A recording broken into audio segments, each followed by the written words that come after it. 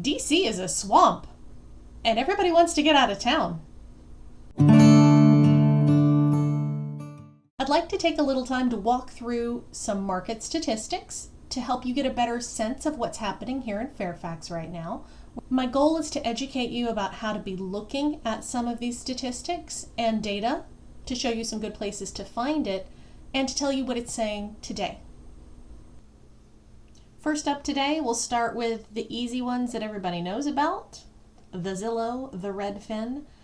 We think of these as consumer-facing portals in real estate. They take information from the multiple listing service, and these companies find ways to present it to the public. That's their business model. They do that so that they can get traffic on their site and they can sell hot leads to real estate agents. This is really bare bones, very broad data. This one we're just looking at Fairfax. We're just looking at the median home sale price and its year-over-year change. Good data to have, but if you're shopping in this particular neighborhood right here, how far does that data get you, really, in your home search?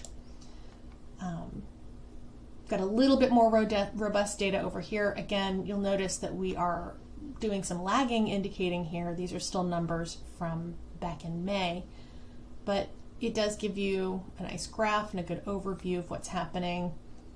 Again, median sales price going up. Number of homes sold is down, so we have fewer homes being sold, which means there are less homes to meet demand, which is part of why the price has been going up. If we think of the marketplace like a big game of musical chairs, it's kind of easy to see that the fewer chairs there are, the more demand there is for that particular thing. It's important to note that Northern Virginia experiences seasonality. It's normal for real estate activity to slow down some during the summer here. That's not weird. Does it stop? No, it never stops. We're a very transient place, and a lot of people need to move. A lot of people need to live here, and there's always stuff going on, no matter the time of year. MLS is going to share data with me that is leading indicators. So we're not looking at May's data, we're looking at July 1st's data right now. How do they do that? Through a new algorithm they've rolled out recently that takes into account home showing activity, people making appointments to go see houses that are for sale, and also search activity. Keep in mind the MLS is the mothership database of all of the information about homes here for sale in Fairfax County and our entire region.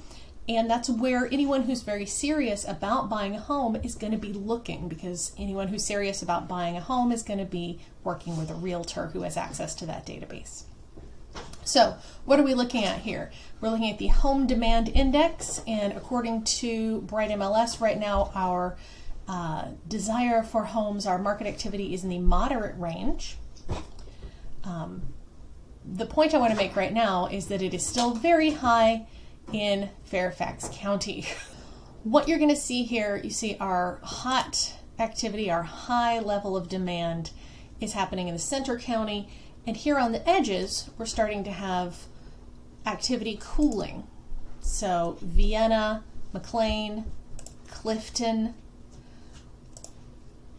If you know anything about Fairfax County, you know that the median home price in those areas is higher than these areas here, right? So the median home price in McLean and Clifton is going to be about 1.2, 1.3, depending on the month you're looking at it lately, whereas this stretch of marketplace here, our median home price is going to be in the low 700s right now, anywhere between the mid 600s to the low 700s over the last few months.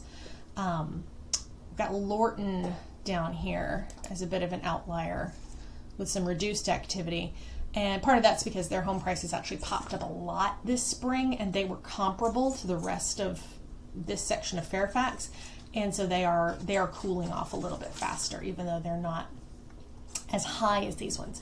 What taking a look at this allows us to do is see how trends are happening on a micro level because it does break things down by inventory type and also by zip code, which is a lot more granular. Northern Virginia in particular is a very large region, and so having the ability to take a look at the data a little bit more refined, taking a look at home stats for just Fairfax County, it doesn't hurt anything. It's certainly a useful data point, but it's not as useful as something that's a little bit more zip code or inventory style specific. Now I'm going to take a look at the data coming out from Altos Research, which is known for being more current. They have definitely got more up to date. So we actually have a date of July 1st for the data we're looking at here. This is talking about houses specifically in my zip code 22032 with the market action index hovering around 76. That the market action index is this particular website's way of explaining the market. This is their proprietary algorithm assessment of this particular data set. But based on everything else I'm looking at, this very much rings true. We have been pinging the needle out over here all spring, and it's starting to come down. What does this mean? Because it is cooling a little bit, that changes the landscape. What that means for buyers is actually being able to see a contract in which you can have a home inspection because you're not up against 10 other offers that are all waiving the home inspection. Same thing goes for buyers that may not be putting as much money down. They may have a weaker file. They may have a weaker position. Those sorts of buyers are finding more opportunity right now. Opportunity is not likely to come in the form of a lower sales price, but the opportunity can come in, number one, the ability to win a contract in the first place. Number two, the ability to get a home inspection and an appraisal contingency and maintain buyer protections in your contract in a way that was just simply not possible this spring with as heated as the market got. Even if you're not interested in doing anything in real estate in the foreseeable future, starting to understand how these statistics work and how this data impacts your choices can be really useful for you. So even if you're finding this video years in the future, you may want to take a look at the data that's presented just to get a historical context for what's happening.